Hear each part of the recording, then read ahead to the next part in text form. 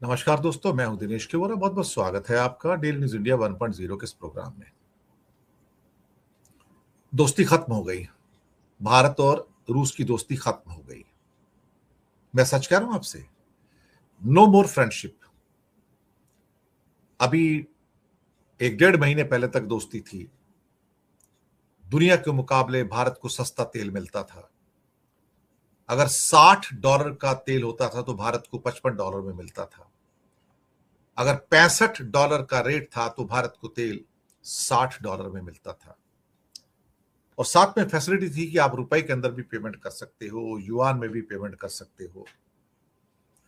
और भारत ने उसका जम का फायदा लिया और जनता को कोई फायदा नहीं दिया। सबसे सस्ता तेल आपने लिया पिछले कई सालों में, लेकिन जनता को कोई फायदा नहीं दिया आपने। थोड़ा फायदा जनता को देना चाहिए था, आपने नहीं दिया। मोदी सरकार ने नहीं दिया। कहते हैं बाजी पलट जाए तो उसके बाद थूक कर चाटने वाले की स्थिति आ जाती है। भारत ने रूस का साथ छोड़ा और अमेरिका और कई और देशों से तेल लेना शुरू किया, क्योंकि धमकी मिली हुई थी कि आप रूस से तेल नहीं खरीदोगे। लेकिन साहब, अल्टीमेटली रशिया को नुकसान हुआ। रशिया इंसिस्ट करता रहा कि आप तेल लो, तेल लो। इंडिया ने लिया थोड़ा बहुत, बहुत थोड़ा सा लिया, लेकिन काफी रिड्यूस कर दिया। उससे रशिया की नाराजगी बड़ी क्लियर थी, लेकिन रशिया ओपनली कुछ बोल नहीं रहा था। अब हॉर्मज की खाड़ी बंद हुई तो दुनिया में दिक्कत हो गई। अब तेल कहां से आएगा? तेल कहां से आएगा? फिर से मुड़कर चले गए। रशिया तेल दो भाई साहब, हम वापस आ गए हैं, हमें जरूरत है। हमें अमेरिका ने परमिशन दे दी है, 30 दिन का हमें पैरोल मिल गया है, हम आपसे ले सकते हैं। तो रशिया का स्टेटमेंट आता है, बिल्कुल हम देंगे तेल। भारत तो हमारा मित्र है, पुराना मित्र है, तेल खरीदता रहा है, तो तेल तो हम देंगे उनको, और देना भी चाहिए। हमारे बहुत सारे इस टाइम टैंकर खड़े हैं हिंद महासागर में, ग्राहक ढूंढ रहे हैं, मिल नहीं रहा। सबको बोला इंडिया चले जाओ। पर जब इंडिया ने बात की तो इंडिया से कहा गया, ध्यान रहे, ये $60 वाला तेल नहीं है। ये जो मार्केट रेट जो $90-100 वाला है ना, ये रेट है इसका। और ऊपर से $8 से $10 का प्रीमियम है। यानी कि अब मैं आपसे $90 का रेट है तो $100 लूंगा, $100 है तो $110 लूंगा। चाहिए तो बोलो, नहीं चाहिए तो बोलो।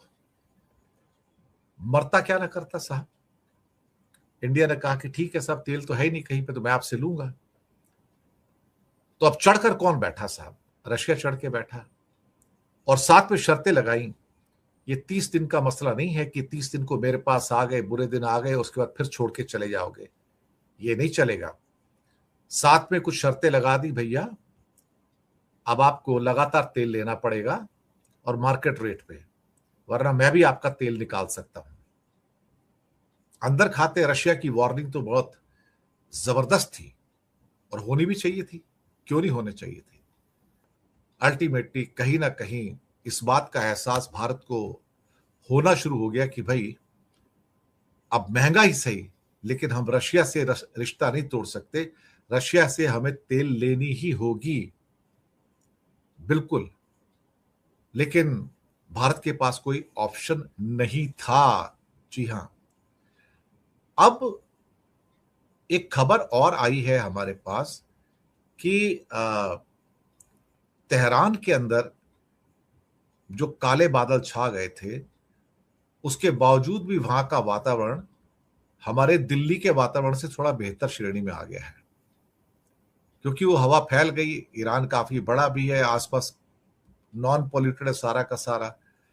तो कहीं ना कहीं उनको इस बात का फायदा मिला। तो तेहरान पूरी तरह से प्रदूषण मुक्त तो नहीं था, लेकिन भारत तो प्रदूषण से भरा ही हुआ है सारा का सारा। तो कहीं ना कहीं इस बात का एहसास तो सबको है कि ईरान में जो केमिकल बारिश हो सकती थी, लेकिन अब वो अनुमान गलत साबित हो रहे हैं और वो बादल छट गए हैं इस समय। लेकिन भारत के ऊपर जो दूसरे बादल छाए हुए हैं, मुसीबत के बादल जो छाए हुए हैं, वो नहीं छटे साहब। और फ्रेंडशिप तो गई तेल लेने। अब रशिया ने कह दिया फ्रेंडशिप को रखो पीछे, अब मारवाड़ी की तरह बात करो।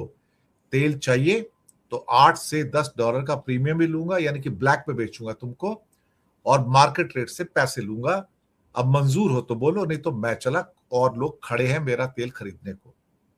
तो भारत ने कहा नहीं नहीं मैं ले लूंगा साहब, अब जैसा भी है जो भी है। तो कभी कभी बाजी पलट जाती है, और रशिया के साथ हमने दगा करने की कोशिश की, जो अच्छी बात नहीं थी।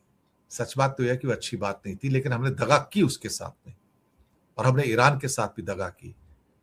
ये तो हमारी सरकार का चरित्र है एक्चुअली। शुक्रिया आपका बहुत बहुत।